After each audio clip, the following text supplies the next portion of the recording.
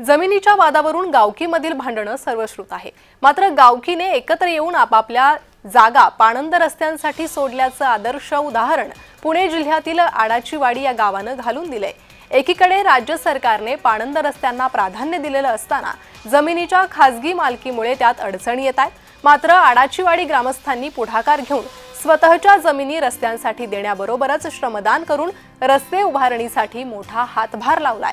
रायगडचे उपजिल्हाधिकारी संदेश शिर्के यांच्या माध्यमातून विविध योजना या गावामध्ये राबवल्या। संदेश शिर्के यांच्यासह शेतकऱ्यांशी बातचीत केली आहे आमचे प्रतिनिधी रोहन कदम यांनी। गावातील रहिवासी शेतकरी एकत्रित आल्यानंतर दुष्काळी गाव असणाऱ्याचा कालापालट होतो हे तुम्ही सिद्ध करून दाखवले। नेमका हा कसा सगळा बदल घडलेला पाहायला मिळतोय? 2014 साली राज्याचे लोकप्रिय मुख्यमंत्री आदरणीय देवेंद्र फडणवीस साहेबांनी जलयुक्त शिवार ही योजना आणली होती। त्यावेळेला ज्येष्ठ उद्योगपती कैलासवासी रसिकशेठ धारीवाल यांनी आम्हाला 60 लाख रुपये उपलब्ध करून दिले होते। त्याच्यामध्ये 16 तलावांमधला आम्ही गाळ काढला। साधारण 23 कोटी लिटर पाणी एक्स्ट्रा साठेल एवढा गाळ काढला गेला। सगळा विकास जो आहे तो गावाचा या सगळ्या मागच्या काही काळामध्ये पाहायला मिळतोय। गावातली भावकी एकत्र आल्यानंतर हे सगळं झालं, यातून इतरांनी काय संदेश घ्यावा?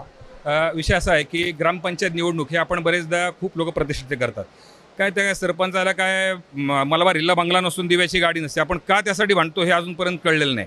आणि हेच लोकांना आपण समजून सांगितलं की ह्यातनं काही सार नाहीये। पाणंद रस्ते संकल्पना मांडली होती साहेबांनी, त्याला पूर्णपणे प्रतिसाद देऊन आज एक चांगल्या प्रकारचं सुजलाम सुफलाम असं गाव झालं की वाहतुकीसाठी जो अडथळा निर्माण होता, चिखल पाणी याच्यामुळे जो रस्त्यामधून शेतामधून जो माल निघतो त्याची वाहतूक करायला जी अडचण बसत होती ती पाणंद रस्त्यामुळे आज एक चांगल्या प्रकारचा उत्पन्नाचा सोर्स वाढलेला आहे। तरुण आता गावामध्ये टिकला जाईल, तरुण गावामध्ये राहील, शेती करेल, त्यातून उत्पन्न मिळवेल, पुण्याकडे येण्याची गरज भासणार नाही तरुणांना। सर अशी गावे बनली तर नक्कीच तुम्ही जो प्रश्न उपस्थित केला त्याला मी सांगेन।